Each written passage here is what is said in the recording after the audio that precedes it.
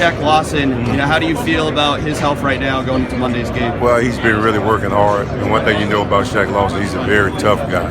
He's getting a lot of reps in practice. Still got a couple of days, but I feel good about it. Obviously, he's had a really successful season. Just how proud are you of the way he's developed this year?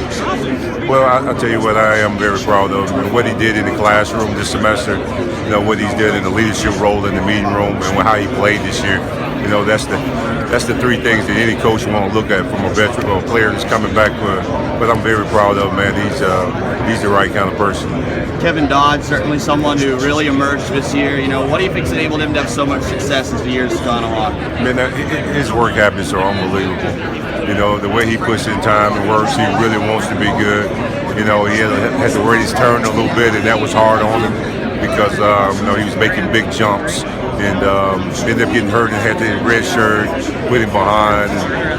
That's always tough after you played a couple of years and did red shirt.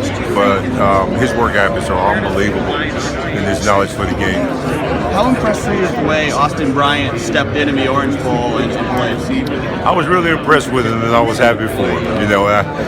Austin's a real serious guy. He's serious in practice. He's always serious. To see him have that great success and smile a little bit, man, it was big time.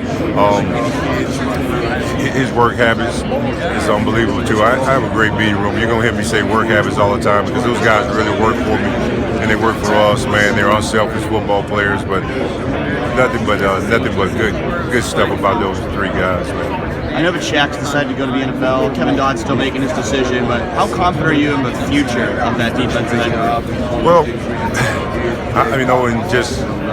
we talked about it even before the season started, and that I hope both of them had that kind of year. Because if they had that kind of year, we were going to have this kind of year. And they did that. And hey, the next guy's in. We've done a great job of recruiting some young players that have worked, the Austin Bryants and the guys that redshirted. So we got to get in the grinding room again. No returning starters for this year, and everybody had a big question.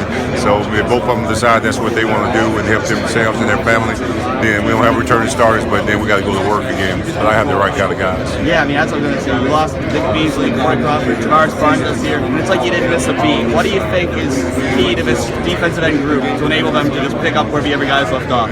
Well, I think that those three guys were great leaders for them because all those guys were young guys at that time they were growing up.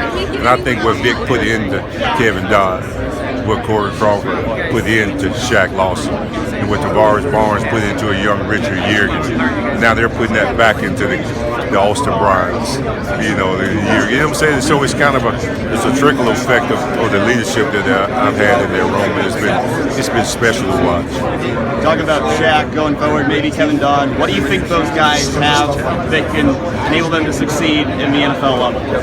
They both of them have them two great first steps that you want from a defensive end. They first got them there. When you talk about a defensive end, you talk about D lineman, you want to talk about a great first step. And both of them have them great first steps. They're long, they got good lean, they both are good athletes, they're bend well, they're tough. They play the game physical, they really play hard, and their football IQs are really high.